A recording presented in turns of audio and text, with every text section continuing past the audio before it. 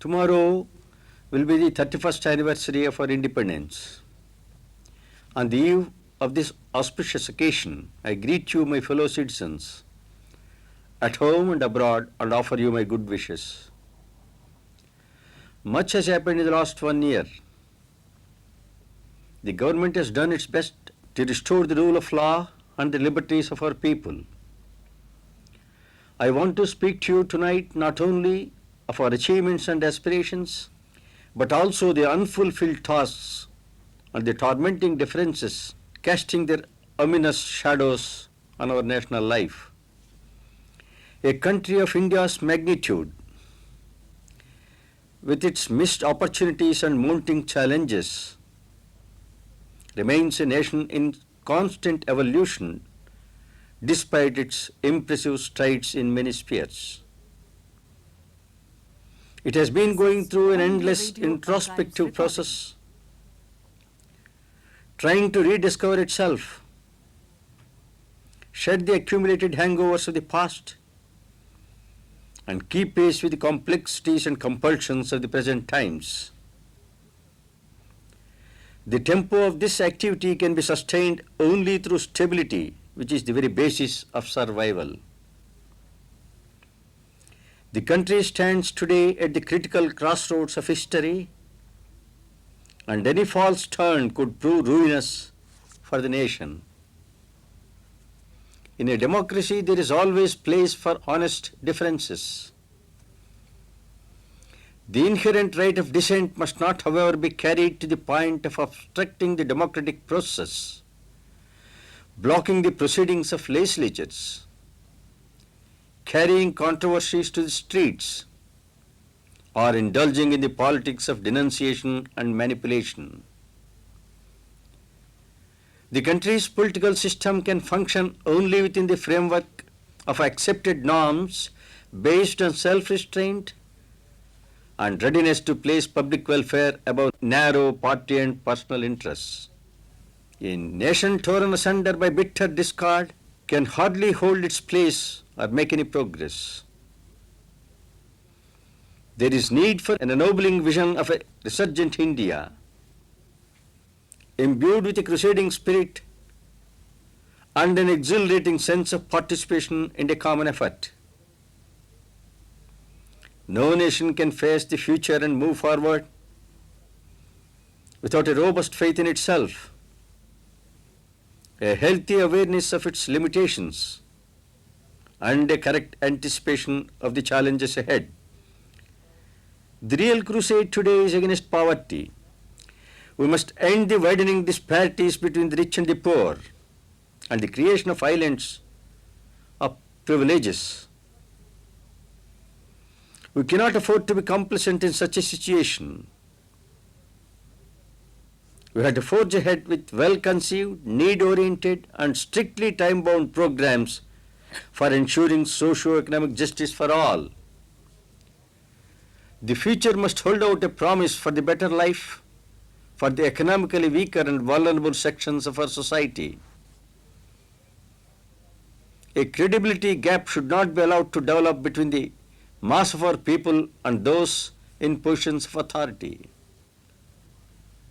Today we need to search our hearts to find out what else remains to be done. Humility in thought and action is the need of the hour.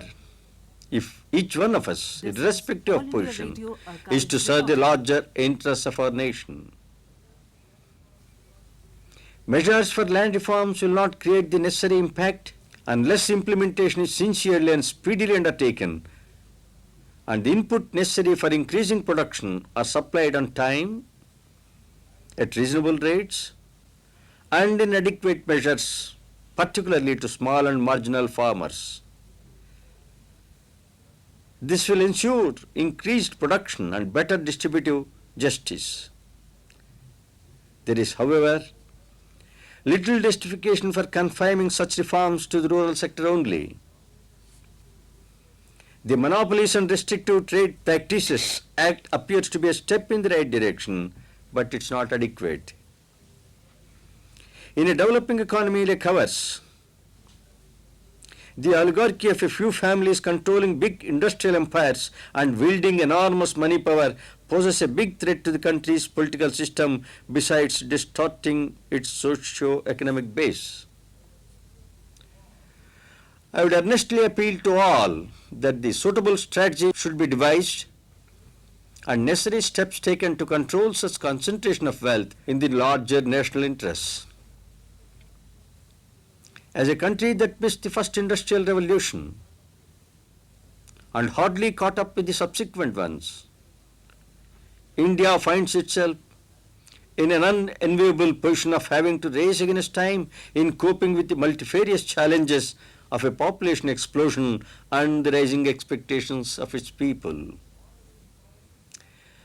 The war against poverty cannot be fought and won through a mere distribution of the existing resources that are inadequate for feeding and providing jobs for the great mass of our people.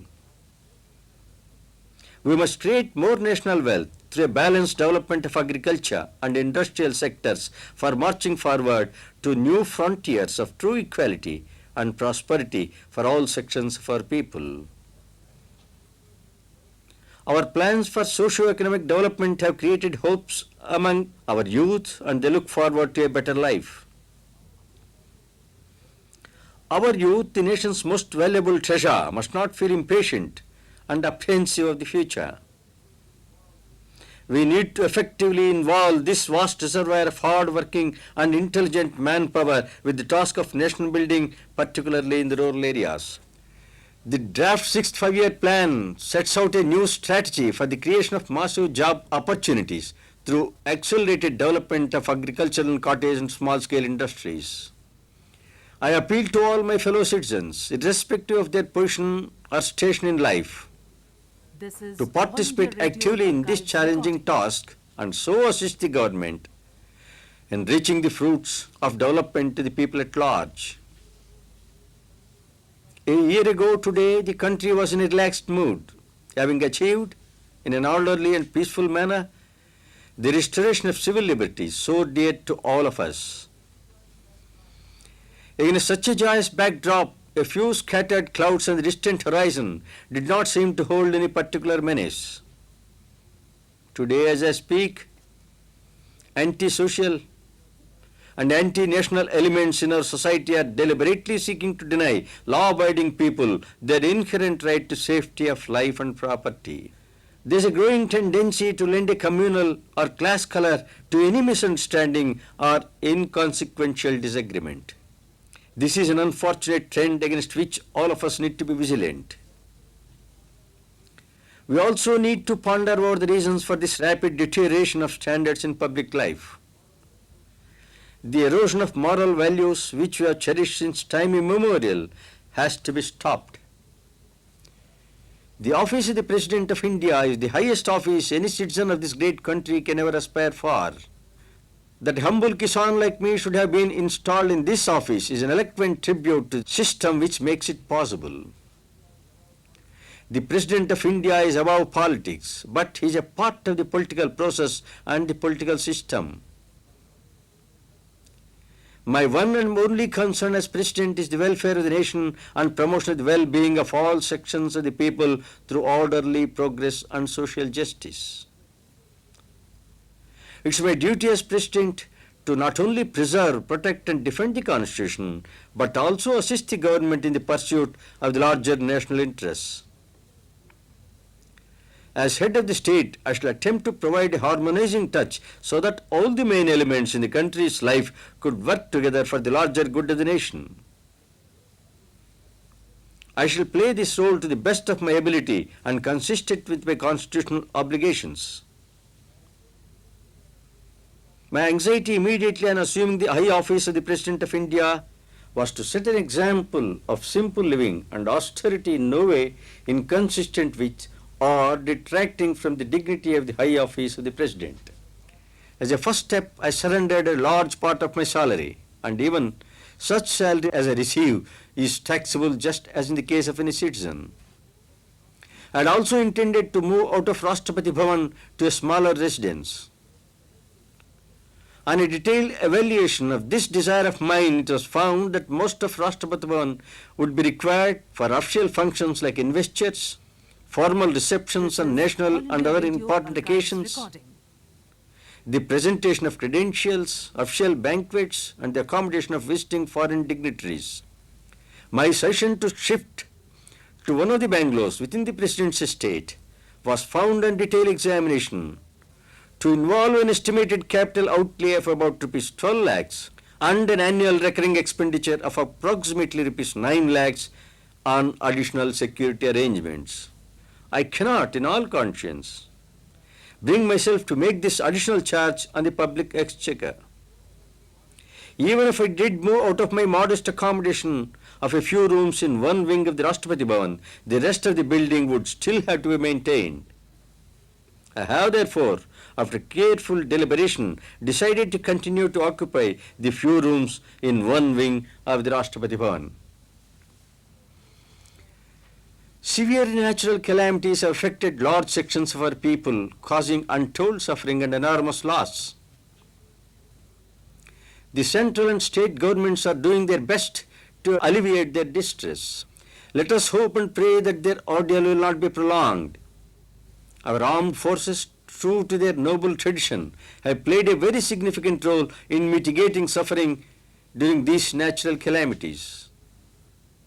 Their discipline and devotion to duty is a model for the rest of the country to emulate. I would like to pay my tribute and convey the nation's appreciation for the valuable services rendered by our armed forces. India is an ancient country. Our motherland has gone through the many vicissitudes of our long history with great fortitude and an abiding faith in our cherished values which we have inherited. Our youth is in the march. Despite perplexing diversities, our people retain a remarkable dynamism and spirit of adventure. Our resilience springs from our well-established traditions of patience and perseverance, tolerance and compassion. And it is to this eternal and immortal India that we rededicate ourselves today. Jai Hind.